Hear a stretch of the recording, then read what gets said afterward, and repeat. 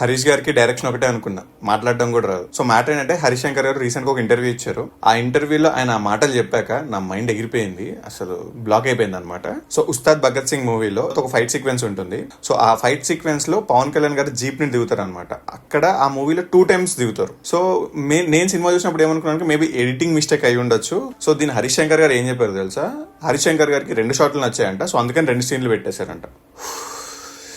Film making అనేది మీకు 2 షాట్లు నచ్చాయని చెప్పేసి 2 పెట్టడం కాదు, బట్టల వ్యాపారం కాదు కదా. 2 షర్ట్లు నచ్చితే 2 షర్ట్లు కొనుక్కోవడానికి సినిమా సార్ ఎన్నో కోట్లు పెట్టి ఇన్వెస్ట్ చేస్తాం. సో ఫిలిం మేకింగ్ అనే దానికి ఒక ప్రాసెస్ ఉంటుంది, అది నేను మీకు చెప్పాల్సిన అవసరం లేదు. డైరెక్టర్ కానీ ఫైట్ మాస్టర్ కానీ ఇద్దరికి 2 సీన్లు నచ్చితే వాళ్ళిద్దరు కూర్చొని ఏ సీన్ పెట్టాలనేది మీరు డిసైడ్ చేసుకుని ఒక్క సీనే పెట్టాలి.